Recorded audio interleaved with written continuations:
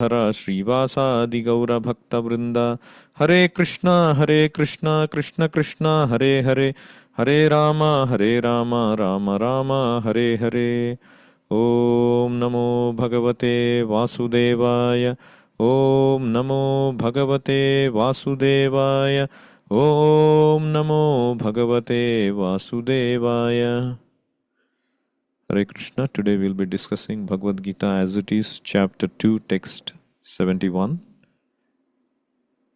Vihaya kaman yah sarvan pumams charati nishpruhaha nirmamo nirahankaraha sashantim adhigacchati. So Krishna, if you see in the last few verses, he's focusing on how one can attain Shanti. So here he says, one who vihaya kaman, gives up one's desires. One desire, two desires, no, all desires. Sarvan, which is based on sense gratification. Kaman, sarvan, vihaya, and one who does a puman, he lives desireless. Charati nishpruhaha. So again, that charati, he walks, like Arjuna's question. Krishna connects. How does he walk? One of Arjuna's questions. Charati, he walks desireless. So we will see what it actually means by desireless. And in addition, nirmamo nirahankaraha. This person also, when he becomes nirmamaha, nirmama means, mama means mine. Nirmama means not mine. Nirahankara means free from ahankara. Ahankara means false ego. Basically, nirmamo nirahankara means me. Usually we have concept of me and mine. I am this body and anything related to my body is mine. So nirmamo nirahankara means exactly opposite. I am not this body. Therefore, nothing, I don't possess anything. So when one becomes nishpruhaha, desireless, nirmamo nirahankaraha, these three things when one follows, saha shantim adhigacchati, that person attains shanti. So Prabhupada one time he gave this beautiful story, a moral story about how this dog, one dog was crossing over a small rivulet. So he saw this picture of another dog in the water. Actually, there was no dog. It was only a reflection. So this dog was carrying some food in his mouth. And so he saw another dog within the water. So he thought, oh, let me take his foodstuff also from the mouth. And then as he opened the mouth, obviously, he wanted to take the other dog's foodstuff. So whatever he had in his mouth, that was gone and was washed away downstream. So this Prabhupada said, this is the dog's philosophy. What is that? Desiring, which will basically take somebody else's property, exploit, take others' meal, and eventually you lose your own. You lose your own happiness. This is called illusion, maya. You did not need this, the other person's food, but you went after it. So this is what happens. This is very instructive story. This is dog's philosophy. Like Prabhupada also mentioned how this Roman Empire, it was expanded. The British Empire was expanded because they wanted, no, not just mine, I wanted something else. And now they lost everything. Finished. The dog's business was finished. So therefore, our philosophy is be satisfied with whatever God has given you. Tena tyaktena, tena, by Lord, tyaktena, whatever is given to you according to your quota, bhunjita, just happy enjoy that much. Ma grida kasyasvid dhanam. Don't try to exploit and encroach upon others' property. This is human civilization. But a man is transgressing this law. They are not satisfied to become localized. They want to expand. If you want to expand, expand something which will be beneficial to the human society. Just like we are expanding Krishna consciousness. This is required. Only then this, Prabhupada said, this dog civilization, this cats and dogs civilization will be controlled. Otherwise, to expand like cats and dogs, to compete with another dog, the same story. Trying to take other food stuff and then you lose everything. So that is why Krishna advises, don't become ambitious for sense gratification. You lose your shanti. Then if one becomes full of happy with whatever Krishna has given, then what if I wanted that, I wanted this? What about all those things? So Prabhupada, not Prabhupada, actually I heard this wonderful story, the Christian story basically, but very applicable. So there was a small kid on earth. So one fine day, he came to know that God is distributing apples to humans in his place at heaven. So the kid was so happy to receive that news, and he went to heaven to get the apple from God. So there was a big queue standing to get the apple from God, and this kid also joined in that queue. And while he was standing, he was fully excited and thrilled that he's going to receive this apple from God's own hands. And then his turn came, and the kid showed his both hands to receive the apple. God gave the apple, but unfortunately, those tiny hands, it couldn't hold that big apple. The apple fell down, and it was muddy, and it got wasted in the mud. The kid got so disappointed. And the ministers near God informed that if the kid likes to have an apple from God again, then he has to go again back in that queue and stand behind. And he waited for so long, and he didn't want to return to earth with empty handed, so he wanted to go again in the queue. But this time the queue has become so long, and the kid became frustrated. And he was seeing all these people taking apple and coming with utmost satisfaction. So he was thinking, why me alone? Everybody is getting nice apples. Why me alone I didn't get this apple and that got wasted? What is the sin I did? I alone had to suffer like this. So now the kid was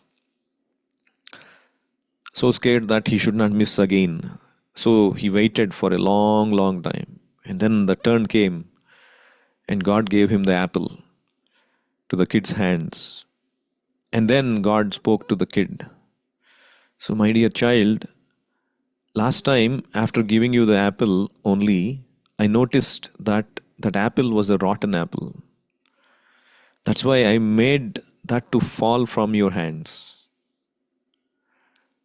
And having given you a rotten apple, I felt bad for you. I wanted to give you the best apple in the farm. But at that time, the best apple was still growing. And that's why I made you to wait such a long time in the queue. And now it has become prepared. This is the best apple. What you have in your hand is the best apple in the farm till date. And the kid became so happy. So, the instruction, the takeaway from this story is that sometimes it happens that even as we put our 100% dedication and commitment in the Lord's service, we may not see, or things may get delayed, or things may go wrong. There may be suffering. Things may go completely opposite of what we expect. But as long as we have faith that God takes care of us, Krishna takes care of us, and become satisfied with what Krishna is giving us at that time, we have to understand that Krishna has something great for us planned, and that's why this is happening. So we should have like rock like faith that Krishna will take care of me. So why I should become desirous like a karmi? And as Krishna is saying here, Vihaya Kaman, don't become so desirous and ambitious like a karmi. So somebody says, okay, desireless means that's a very difficult life. Actually, here when Krishna says desireless, it means desireless for your sense gratification, but desiring fully for the Lord's service. So in one lecture, Prabhupada finished one lecture and he had a question. He had a question answer session. So one devotee, he raised his hand, Krishna Kshetra Prabhu. He raised his hand and he really wanted to know how to give up material desires once and for all, and how not to accept another body. So here was a perfect opportunity to learn from a person free of all material desires. So in a nervous voice, he asked, Prabhupada, how does one develop his desire to get out of this body? And Prabhupada's response was immediate and clear. Simply think of how to push on this movement. Have the desire and no other desire. So in other words, if you cultivate a higher desire, simply how to push on this Krishna consciousness movement. That means satisfy the desire of the Lord, desire of Chaitanya Mahaprabhu. That is how we cultivate a higher desire and not a lower desire. That's what Krishna means when he says desireless. Means no material desire. Anyabhilashita shunyam. That's why Krishna consciousness, pure devotional service means Anyabhilashita shunyam, no material desire. Shunyam, make zero all material desires, but not spiritual desires. No zeroing spiritual desires. You simply desire, how shall I push on this movement? How shall I serve Krishna? How shall I decorate his deity? How shall I clean his temple? How shall I bring more and more devotees to the temple? How can I learn more about Krishna? So that is why we have so many engagements to divert our desire. Desires cannot be stopped. That is not possible. Foolish persons, they say, become desireless. That is not possible. Desireless means I am dead, isn't it? What's the difference between me and a table in front of me or a rock? If I become desireless, what's the difference? But we have to purify our desire. You have the desire to drive a motor car. Just drive a motor car for preaching Krishna consciousness. So Prabhupada told like this. And then the devotees burst out laughing because the person who asked that question, Krishna Kshetra Prabhu, he was the temple driver. So obviously it is unlikely that Prabhupada had been told that that was his service. So it amused all of them that Prabhupada mentioned driving as an example as a way to please Krishna and overcome material desires. So indirectly Prabhupada also personally answered his question. How to become desireless, how to become free of material desires. That is to cultivate a higher desire. So there was another youngster who came to meet Srila Prabhupada. He was practicing this Zen kind of Buddhism. So he didn't know proper English, so another disciple was conveying the translation of what he was saying. So this disciple is telling that, Prabhupada, the premise of Zen is that, the problems in this world, the suffering in this world is because of our desires. So we take on this material body and we start to desire. He wants things and then he is forced to suffer. And then that's the reason. So the Zen Satori is to give up all desires. And then Prabhupada simply answered, to give up all desires, that is your desire, isn't it? Your desire is to give up all desire. So that is also a desire. It is not desirelessness. How is it desirelessness? That is also desire. And then that person who was practicing Zen, he was saying, oh, the person who is practicing without desire, it's just for the time being. In the beginning, when they practice, they have some material desire. We desire that we'd like to know God or something. But by practicing, we come to the point where we don't have any more desire. Again, Prabhupada asked, that is also desirelessness. So what is the position of no desire? Then he says, the real position is to eliminate the self. Then there is no desire. You eliminate yourself. You cease to exist. Basically, the body, when it is dead, you eliminate yourself. And at that time, there is no desire. And then Prabhupada said, anyway, that is being done automatically, isn't it? Whether you endeavor in life for becoming desireless or not, at the end of life, your body is eliminated according to you. You're eliminating yourself. Automatically, you're attaining that state. Why do you have to practice so hard? Even the cats and dogs are also attaining that same without practice. So what is your great thing? What is the value of your meditation? Automatically everybody is dying, becoming freed from desires. And then he says, no, cats and dogs, they may get another body. You have to do good work. And then Prabhupada catches him. That means you are accepting that there is something called karma, good work and bad work. But anyway, that person, he understood that Prabhupada had defeated him. And Prabhupada did defeat him, because you can never become freed from desires. Becoming freed from desires means becoming freed from material desires. As I said, Anyabhilashita shunyam gnana karmadhyana vritam anukulyena krishnanushilanam bhaktiruttama.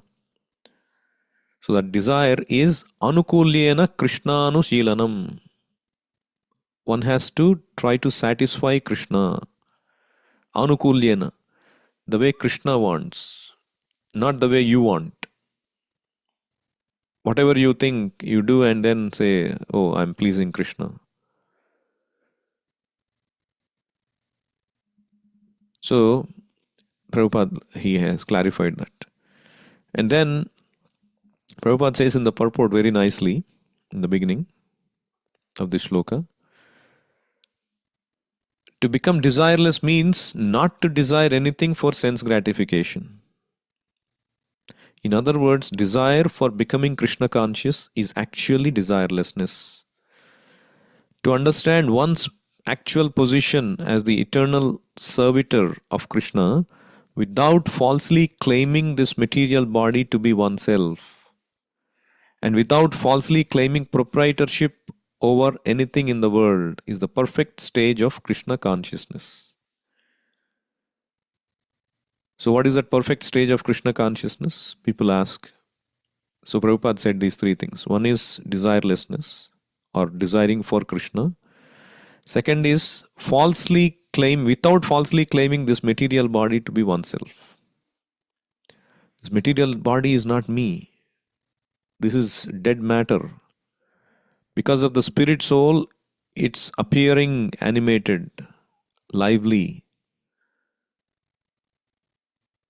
And the third is without falsely claiming proprietorship over anything in the world. Because this person knows that Krishna is the proprietor. Bhoktaram Yagna Tapasam Sarvaloka Maheshwaram. Krishna is the proprietor of everything. Therefore, naturally, everything must be used for the satisfaction of Krishna. Because Krishna is the proprietor. Arjuna did not want to fight for his own sense gratification, satisfaction, but when he became fully Krishna conscious, he fought because Krishna wanted him to fight. For himself, there was no desire to fight, but for Krishna, the same Arjuna fought to his best ability. So you can do everything in this world. You can work for Krishna, you can fight for Krishna, you can drive for Krishna, you can eat for Krishna, you can sleep for Krishna, you can marry for Krishna, you can raise children for Krishna. You can do everything in this world as long as your desire is to satisfy Krishna. Then you become automatically desireless. We cannot artificially attempt to abolish desires. And Prabhupada also is quoting this shloka from Isopanishad. Ishavasyamidam sarvam. We don't claim proprietorship over anything. Krishna is the proprietor. So this understanding of Krishna consciousness is the real basic principle, is the basic principle of real peace. So if one wants to have peace, these three things has to be there. The moment you want desires for your own happiness, you will always be in problem. I used to tell this story of this bird.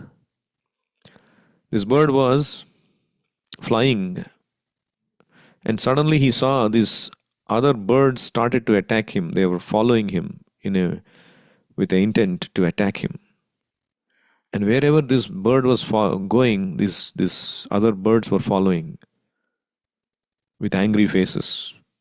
And all of them are like so fiercely looking, and this bird thought he's going to get killed. And suddenly he hit a tree, and then he changed the course of his journey.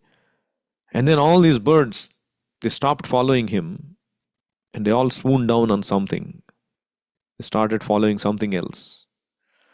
And then this bird went and halted in a place and was watching why these people followed me and why now they are not following. And then he saw he was holding a piece of meat earlier. When he hit the tree, that meat fell down. So all these birds, they were vying for that pie of meat. And the moment this bird took, all of them started to attack. No, my property you taken, my belonging, my source of enjoyment you taken. I'll kill you, I'll take whatever I want from you. So everybody started to attack. And the moment it went out of his mouth, they all followed that. If somebody takes that, they will go and attack that. So you desire happiness in this world, misery follows you. Isn't it? Happiness means what in this world? You try to get good house, good promotion that belongs to others, good house that might be getting wide by so many others, good job that might be competed by 10 other people. So everything you get in this world is at the cost of others losing. So they're all out to get you. So you are in so much trouble.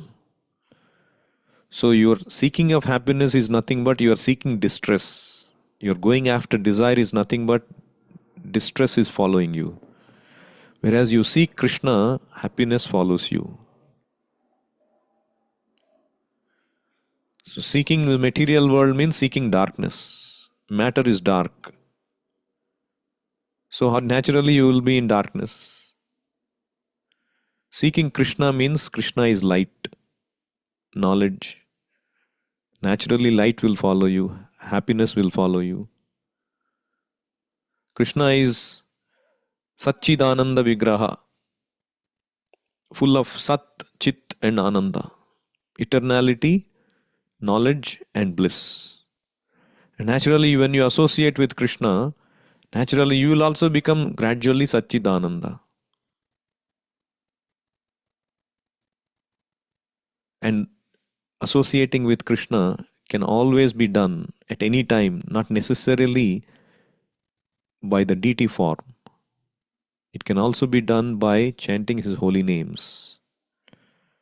Hare Krishna, Krishna Krishna, Hare Hare, Hare Rama, Rama Rama, Hare Hare.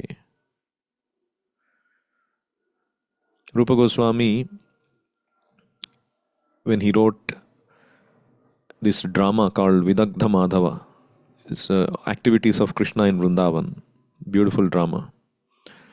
So he wrote an introductory verse praising Lord Krishna and how when one becomes Krishna conscious, all his distress will be removed. And then he compares Krishna to be like a shikharini. You know, shikharini in Sanskrit, it refers to one food item. What is that? It's a combination of yogurt and sugar candy. So apparently they make this food item which is very sweet and it's like you cannot leave it. It's like that. Krishna is like that. So sweet. Wherever you touch, however you touch. And his name is so sweet. Mathura Mathura Metan Mangalam Mangalanam. Sakala Nigamavalli Satphalam Chitswarupam. Sakrid Api Parigitam Shraddhava Helayava. Bhruguvara Naramatram Tarayen Krishna Nama. So it is Krishna and his holy name is so sweet. Mathura Mathuram. It's most auspicious. Mangalam Mangalanam of all auspiciousness. Sakala Nigama Valli, it is all the Nigama means this Vedic literature. Satphalam Chitswarupam, it is the ripened instruction of all the Vedic literature to chant the holy name of Krishna. And Sakrit Api Parigita, even once you chant the holy name, Shraddhava, either with faith or Helanava, with some neglect. But if the name comes out of your mouth, Krishna will deliver you. That is the power of the holy name. But we have to chant without offenses. We have to practice chanting without offenses. I'll stop here. Anybody has any questions, feel free to unmute yourself.